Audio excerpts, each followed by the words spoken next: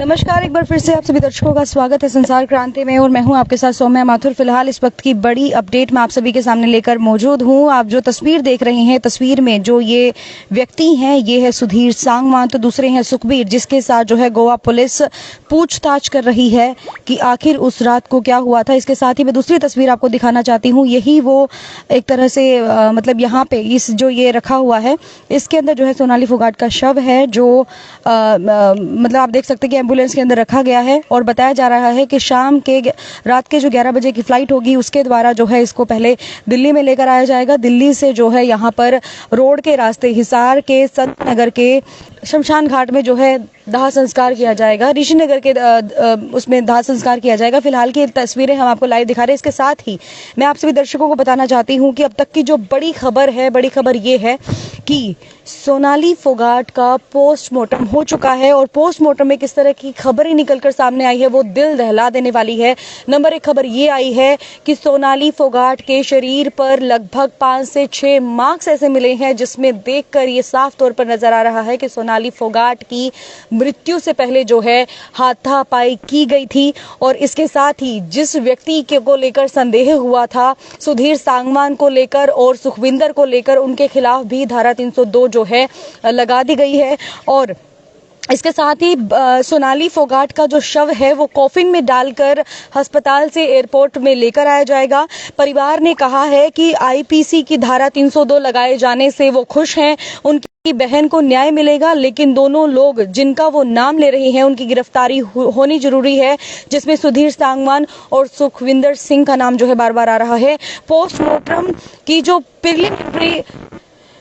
Preliminary report में सोनाली फोगाट के शरीर के पर जख्म है, पंच के निशान साफ तौर पर पाए गए हैं। केमिकल एनालिसिस रिपोर्ट के लिए विसरा रिजर्व किया गया, यानी कि विसरा की जो है रिपोर्ट अभी आनी बाकी है।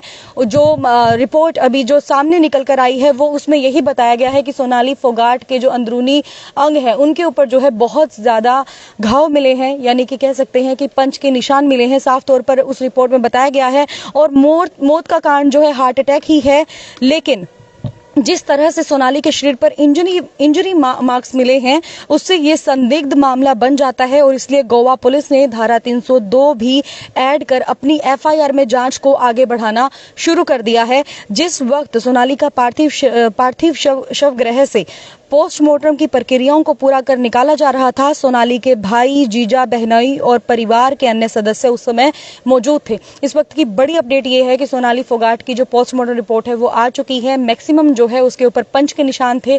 बताया जा रहा है कि हाथापाई से उसकी डेथ हुई है और साथ में हार्ट अटैक तो आया है, लेकिन इसके साथ ही सोनाली फोगाट के शरीर पर कई इस तरह के निशान नजर आए हैं, जिससे देखकर साफ तौर पर यह नजर आता है कि सोनाली फोगाट को एक पुरानी रंजिश के तहत जो है मारा गया है। पूरी घटनाक्रम जो है इस तरह से रचा गया है कि जैसे लगे कि सोनाली फोगाट को हार्ट अटैक आया है, लेकिन अब जब पोस्टमार्टम हुआ तो इससे साफ तौर पर पता चल गया है कि सोनाली फोगाट को मारा गया है, पहले हाथापाई की गई है। जो एक तरह से ये भी ड्रग्स रिपोर्ट की बात हो रही थी कि ड्रग्स लिया गया है या नहीं लिया गया है, उसकी रिपोर्ट भी अभी आनी बाकी है। अभी तक ड्रग्स के बारे में कोई जानकारी नहीं मिली है, लेकिन ये साफ तौर पर नजर आ गया है कि सोनाली फोगाट के शरीर पर निशान मिले हैं, अंदरूनी चोटें उनको आई है, अंदरूनी अंगों पर जो है उनके ऊपर बहुत ज्यादा वार किए गए हैं। अब तक की सबसे बड़ी अपडेट ये है कि कल जो है उनको संत नगर में जिस तरह से उनका हिसार में निवास स्थान था, उसके बाद जो है उनको ऋषिनगर के शमशान घाट में ले जाकर जो है दाह संस्कार किया जाएगा। अब तक की ये बड़ी खबर आपको मैं बताने जा रही हूँ। तो फिलहाल की अगर मैं बात करूं तो यहाँ पर जो भारतीय जनता पार्टी में प्रदेश अध्यक्ष थे सुभाष बराला, वो भी यहाँ पर आ चुके हैं, परिवारजनों से मिल रहे हैं, तांता लगा हुआ है, बहुत सारे लोग यहाँ पर मौजूद हैं।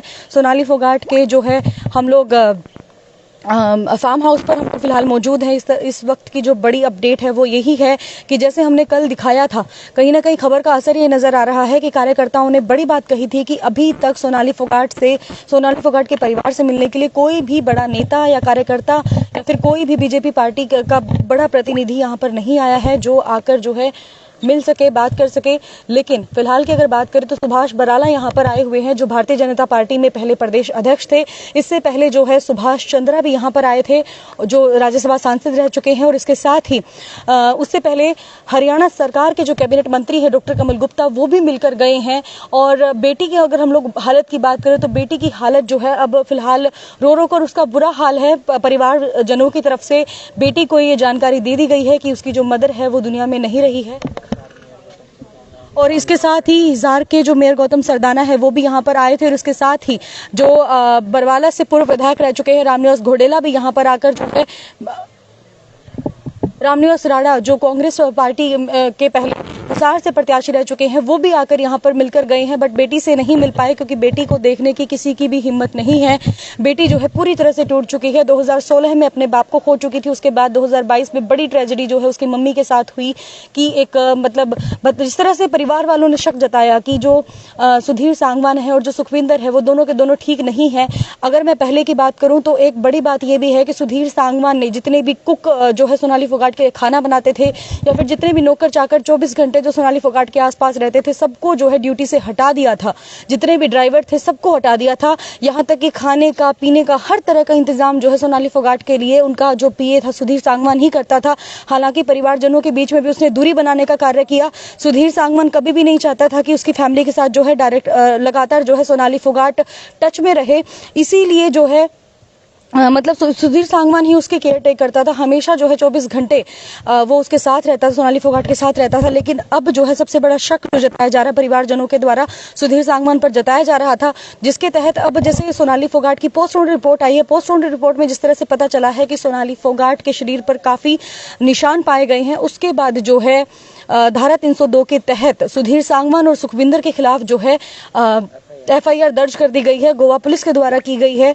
और कल जो है सोनाली फोगाट के शव को यहाँ पर लाया जाएगा ऋषिनगर में। कई बार कयास ये लगाया जा रहा था कि फार्म हाउस पर जो है उनका अंतिम संस्कार किया जाएगा, लेकिन अंतिम संस्कार उनका फार्म हाउस पर नहीं बल्कि ऋषिनगर के शमशान घाट में किया जाएगा। सुभाष बराला फिलहाल यहाँ पर आए हुए हैं, उनसे हम लोग बात करेंगे किस तरह का आश्वासन जो है वो देकर जा रहे हैं। कल ही हमने जैसे कार्यकर्ताओं से बात की थी तो कार्यकर्ताओं ने यही कहा था कि जब सोनाली फोगाट जिंदा थी यहाँ पर फार्म हाउस पर कभी भी आती थी तो कोई भी बीजेपी का नेता, कार्यकर्ता, कोई भी मतलब बड़े से बड़ा नेता यहाँ पर आकर उनसे जरूर मिलता था, चाय पर आता था, कॉफी पर आता था और बड़ा मतलब यहाँ पर आकर सोनाली फोगाट से जो है बातचीत भी होती थी राजनीतिक तौर पर। लेकिन अगर अब की बात करें तो सोनाली फोगाट की डेथ के बाद लगातार 2 दिन से कोई भी बीजेपी का नेता यहाँ पर नहीं आया, जिसकी वजह से कार्यकर्ताओं में बहुत ज्यादा रोष दिखाई दे रहा था। जो सोनाली फोगाट के सपोर्टर्स थे उन्होंने यही बात कही थी कि जब सोनाली फोगाट जिंदा थी तो हर कोई यहाँ पर आता था, लेकिन अब की बात करें तो अब कोई भी नहीं आया। जिसके बाद जो है लगातार सुबह से लेकर अब तक तांता लगा हुआ है। बीजेपी के बहुत सारे जो नेता हैं वो यहाँ पर आकर जा चुके हैं। सुभाष चंद्रा यहाँ पर आए हैं। सबसे बड़ी अपडेट मैं आपको दे रही हूँ कि सुभाष चंद्रा भी यहाँ पर आकर मिलकर गए हैं। और डॉक्टर कमल गुप्ता जो हरियाणा सरकार में कैबिनेट मंत्री हैं और हिसार से जो MLA हैं वो भी आकर मिलकर गए हैं। और सुभाष बराला यहाँ पर आए हुए हैं, वो उनका क्या कुछ कहना है वो भी हम आपको सुनवाएंगे। लगातार आप बने रहिए संचार क्रांति के साथ। अपडेट हमारी लगातार आपके सामने यूं ही जारी रहेगी। धन्यवाद।